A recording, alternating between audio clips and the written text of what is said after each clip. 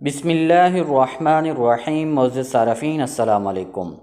شام تک کے سعودی نامہ کے ساتھ میں ہوں رمضان۔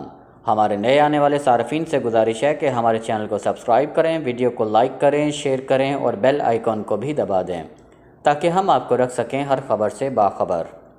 سعودی عرب سے ڈیپورٹ ہونے پر بلیک لسٹ کب تک؟ کریں اردو نیوز کی جانب سے مختلف موضوعات پر سوالات ارسال کیے جا رہے ہیں۔ زیر نظر قسط میں جیل اور قیدیوں کے حوالے سے دریافت کیا گیا ہے کہ سعودی عرب کے قانون کے مطابق کن افراد کو بلیک لسٹ کیا جاتا ہے اور کتنی مدت کے لیے مملکت میں ان کے دوبارہ آنے پر پابندی ہوتی ہے۔ اس حوالے سے بعض لوگوں نے استفسار کیا ہے۔ محمد بلال دریافت کرتے ہیں کہ 2018 کے آخر میں جیل کے ذریعے سعودی عرب سے ڈیپورٹ ہوا۔ اب دوبارہ سعودی عرب جانا چاہتا ہوں، واپسی کا طریقہ کار کیا ہے؟ کیا جانا ممکن ہے یا نہیں؟ جواب میں کہا گیا کہ سعودی عرب میں اقامہ قوانین واضح ہیں۔ اس بارے میں متعدد بار اردو نیوز میں تفصیلی مضامین شائع کیے جا چکے ہیں، تاہم جہاں تک آپ کے سوال کا تعلق ہے تو بات واضح نہیں ہے، کیونکہ آپ نے ذکر کیا ہے کہ جیل کے ذریعے ڈیپورٹ کیے گئے ہیں۔ اس سے یہ سمجھ آ رہا ہے کہ آپ غیر قانونی طور پر مقیم تھے۔ یہاں بے دخلی کے قانون کی تھوڑی وضاحت کی ضرورت ہے، کیونکہ اقامہ قوانین کے تحت جو افراد گرفتار ہوتے ہیں اور ان سے کوئی دوسرا جرم سرزد نہیں ہوا ہوتا تو ان کے لیے بلیک لسٹ کی مدت 3 برس ہے۔ مذکورہ مدت گزرنے کے بعد دوبارہ واپس آیا جا سکتا ہے، تاہم یہ سزا مختلف بھی ہو سکتی ہے، کیونکہ خلاف ورزی کی نوعیت پر مبنی ہے اور تحقیقاتی افسر کی جانب سے سزا کے حوالے سے کیا نوٹ لکھا گیا ہے۔ اگر آپ کو صرف اقامہ قوانین کی خلاف ورزی پر سزا کے طور پر ڈیپورٹ کیا گیا ہے تو مندرجہ بالا مدت کے بعد واپسی آیا جا سکتا ہے، تاہم اگر معاملہ مختلف ہو اور کسی نوعیت کی خلاف ورزی بھی ریکارڈ کی گئی ہو، اس صورت میں تحقیقاتی افسر کی سفارش پر آپ پر جرمانہ اور بلیک لسٹ کی مدت کا بھی تعین کیا جاتا ہے۔ اس کی رپورٹ پر منحصر ہوگا، جس کے بارے میں آپ کو ڈیپورٹ کرتے وقت بتایا گیا ہوگا کہ اتنی مدت تک آپ کسی ویزے پر مملکت نہیں آ سکتے۔ سعودی عرب میں قانون کے مطابق ایسے افراد جو کسی جرم میں ملوث ہوتے ہیں، ان کی سزا عدالت سے جاری ہوتی ہے، جس میں قید اور جرمانہ بھی ہوتا ہے، تو وہ افراد اپنی سزا پوری کرنے کے بعد ہی ڈیپورٹ ہوتے ہیں۔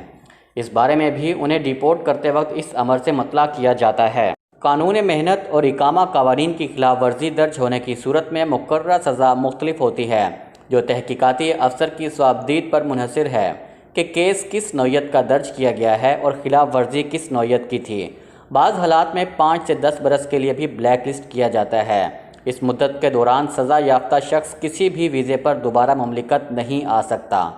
اگر ایسے افراد کسی طرح دوبارہ مملکت آنے کی کوشش کرتے ہیں تو انہیں ایئرپورٹ سے ہی دوبارہ ڈیپورٹ کر دیا جاتا ہے۔ عبدالاحد کا سوال ہے کہ میں کسی اور شخص کی کفالت میں مملکت آیا تھا۔ ویزا لیتے وقت ایجنٹ نے یہی کہا تھا کہ آزاد ویزا ہوگا، جہاں مرضی آئے کام کرنا، مگر یہاں آ کر حقیقت معلوم ہوئی۔ روزی کمانے کے لیے ایک دکان پر ملازمت ملی، کام چل رہا تھا کہ اچانک ایک دن چیکنگ میں آ گیا اور ترحیل ڈیپورٹیشن سینٹر بھیج دیا گیا۔ وہاں فنگر پرنٹ کرنے کے بعد مجھے ڈیپورٹ کر دیا گیا۔ مجھے واپس آئے ہوئے 5 برس ہو چکے ہیں۔ کیا کورونا کے حالات درست ہونے کے بعد دوبارہ آ سکتا ہوں؟ تو ان کے جواب میں کہا گیا کہ موجودہ صورتحال میں جب تک کورونا وائرس کی وبا برقرار ہے، یہ نہیں کہا جا سکتا کہ بیرون ملک سے کب تک پروازیں بحال ہوں گی۔ تاہم جہاں تک آپ کے سوال کا تعلق ہے تو اس سے یہ ظاہر ہوتا ہے کہ آپ کو اقامہ قوانین کی خلاف ورزی پر ہی ڈیپورٹ کیا گیا ہے، جس کی سزا 3 برس ہوتی ہے۔ آپ کو گئے ہوئے 5 برس ہو چکے ہیں۔ جو ہی حالات بہتر ہوں دوبارہ واپس آ سکتے ہیں۔ الحسا میں 4 لڑکیاں اور 1 لڑکا قتل۔ سعودی عرب کے مشرقی ریجن کے شہر الحسا میں حکام کے مطابق ایک ہی خاندان کے 5 افراد کو بے دردی سے قتل کر دیا گیا۔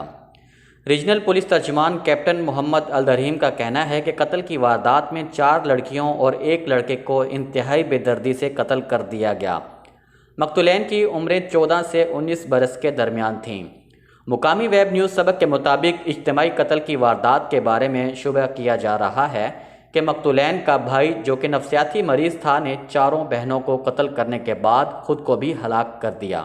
نجی ٹی وی MBC نے ہولناک قتل کے حوالے سے پروگرام میں اہل علاقہ اور متاثرہ خاندان کے پڑوسیوں سے گفتگو کی، جس میں انہوں نے بتایا کہ واردات کے وقت نہ تو کسی قسم کی چیخ و پکار سنی گئی اور نہ ہی کوئی غیر معمولی حالات دیکھے۔ لوگوں کا کہنا تھا کہ اچانک بڑی تعداد میں پولیس موبائلز کی وجہ سے محلے میں بھگدڑ مچ گئی۔ پولیس اہلکاروں کی آمد پر معلوم ہوا کہ ان کے محلے میں قتل کی واردات ہوئی ہے۔ دوسری جانب مقامی جریدے آغاز نے مقتولین کے ماموں اسماعیل الصالح کے حوالے سے کہا ہے کہ ان کی بہن اور بہنوئی نے اپنا نیا گھر بنایا تھا، جہاں وہ منتقل ہونے کے لیے تیاریوں میں مصروف تھے۔ واقعے والے دن بھی وہ اپنے دوسرے چھوٹے بچوں کے ساتھ نئے گھر کے لیے سامان خریدنے گئے ہوئے تھے۔ جب واپس پہنچے تو ہولناک منظر ان کا منتظر تھا۔ مقتولین کے ماموں نے مزید انکشاف کیا کہ ان کا بھانجا جو کہ اس ہولناک سانحے کی نظر ہوا، وہ شاہ فیصل یونیورسٹی میں انگلش لٹریچر کا طالب علم تھا۔ اس کی رسی سے نعش لٹکی ہوئی تھی۔ جڑواں بھائیوں کا خواب پورا ہوا، لوگ قطار میں لگ کر مشروبات خریدنے لگے۔ سعودی عرب کے شہر بریدہ قصیم میں جڑواں بھائیوں کا مشروبات کا خوانچہ سوشل میڈیا ایکٹیوسٹ کی وجہ سے اتنا مشہور ہوا کہ ٹریفک رواں رکھنے کے لیے انتظامیہ کو مداخلت کرنا پڑی۔ دونوں بھائیوں نے سوشل میڈیا کے ایک معروف شخصیت سے درخواست کی تھی کہ ان کے بارے میں ویڈیو اپلوڈ کی جائے تاکہ ان کا یہ معمولی کاروبار چل سکے۔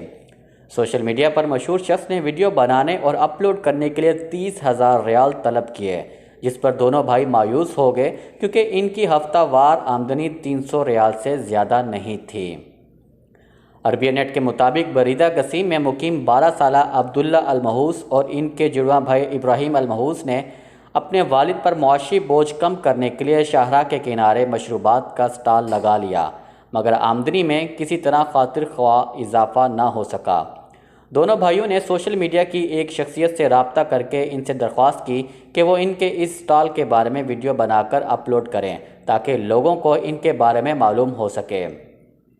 سوشل میڈیا پر سرگرم مشہور شخص نے ان سے ویڈیو بنانے کے لیے بھاری رقم طلب کی، جس پر وہ مایوس ہو گئے۔ اسی دوران ایک دوسرے شخص سے ان کا رابطہ ہوا جنہوں نے پیسے لیے بغیر ان کی ویڈیو بنائی اور اپلوڈ کر دی۔ سوشل میڈیا پر دونوں بھائیوں کے مشروبات کی ویڈیو اپلوڈ ہونے کی دیر ہی تھی کہ چند ہی دنوں میں وہاں لوگوں کی آمد شروع ہو گئی۔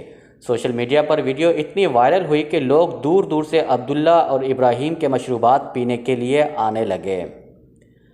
شاہراہ پر لگنے والی قطار کی وجہ سے ٹریفک جام کی صورتحال پیدا ہو گئی، جس پر انتظامیہ کو مداخلت کرنا پڑی۔ شاہراہ پر ٹریفک رواں رکھنے کے لیے پولیس اہلکاروں کو متعین کرنا پڑا، جس کے بعد صورتحال قدرے بہتر ہوئی۔ عبداللہ نے العربیہ نیٹ سے گفتگو کرتے ہوئے کہا کہ میں نے اپنے بھائی ابراہیم کے ساتھ مل کر یہ کام شروع کیا تھا۔ ابتدا میں کافی عرصہ لاک ڈاؤن رہا، اب جب کہ حالات معمول پر آنے لگے ہیں، ہم بھائیوں نے مل کر تمام SOPs کے مطابق مشروبات کا سٹال لگایا ہے تاکہ ہم تجارت کو اختیار کرتے ہوئے اپنا مستقبل محفوظ کر سکیں۔ دونوں بھائیوں کا کہنا تھا کہ ہم نے معمولی خوانچے سے کام کا آغاز کیا تھا، مگر سوشل میڈیا پر ویڈیو وائرل ہونے سے کاروبار میں اضافہ ہوا ہے۔ اب ہمارا منصوبہ ہے کہ فوڈ ٹرک یا کوئی دکان کرائے پر حاصل کر کے اپنے اس کاروبار کو وسعت دی جائے۔ سعودی عرب میں بین الاقوامی دفاعی نمائش ہوگی۔ Saudi general authority for military industry نے کہا ہے کہ 6 مارچ 2022 کو دارالحکومت ریاض میں پہلی بار بین الاقوامی دفاعی نمائش منعقد کی جائے گی۔ اس میں فضائی، بری، بحری، ڈیفنس سسٹم، مصنوعی سیارے اور انفارمیشن سیکیورٹی آلات رکھے جائیں گے۔ آجیل اور الشرق الوسط کے مطابق یہ نمائش اپنی نوعیت کی پہلی منفرد اور مکمل ہوگی۔ اس میں سعودی اور بین الاقوامی اسلحہ سازوں کے علاوہ فوجی اور سیکیورٹی آلات تیار کرنے والے ادارے شامل ہوں گے۔ یہ جلد ہی دنیا بھر میں ہونے والی بین الاقوامی دفاعی نمائشوں میں اپنا مقام بنا لے گی۔ General authority for military industry کے گورنر انجینئر احمد الاہلی نے ویڈیو پریس کانفرنس میں بتایا ہے کہ دفاعی نمائش ہر 2 برس بعد ریاض میں منعقد کی جائے گی۔ پریس کانفرنس میں سعودی علاقائی اور بین الاقوامی ذرائع ابلاغ کے نمائندے، عسکری صنعتوں سے تعلق رکھنے والے سعودیوں اور بین الاقوامی بڑی کمپنیوں کے عہدیدار موجود تھے۔ الاہلی نے بتایا ہے کہ ٹیکنالوجی ترقی کے زمانے میں دفاع کا بین الاقوامی شعبہ پیچیدہ سے پیچیدہ تر ہوتا چلا جا رہا ہے۔ ضرورت اس بات کی ہے کہ اس شعبے سے تعلق رکھنے والے تمام ادارے ایک پلیٹ فارم پر ایک چھت کے نیچے جمع ہوں اور دنیا بھر کو درپیش دفاعی چیلنجوں پر مباحثہ کریں۔ انہوں نے مزید کہا ہے کہ نمائش کے موقع پر متعدد سیمینار اور کانفرنسیں بھی ہوں گی۔ 30,000 مربع میٹر کے رقبے پر داخلی نمائش ہال ہوں گے۔ 15,000 مربع میٹر کے رقبے پر طیارے کھڑے کیے جائیں گے۔ 2 لاکھ مربع میٹر کا رقبہ بڑی آلات کے لیے مختص ہوگا۔ شام تک کے سعودی نامہ کے ساتھ ہمیں اجازت دیجیے۔ اللہ تعالیٰ سے دعا ہے کہ اللہ تعالیٰ ہم سب کو اپنے حفظ و امان میں رکھے۔ اللہ تعالیٰ ہم سب کا حامی و ناصر ہو۔ آپ سب لوگوں کے قیمتی وقت کا بہت بہت شکریہ۔ السلام علیکم ورحمۃ اللہ وبرکاتہ۔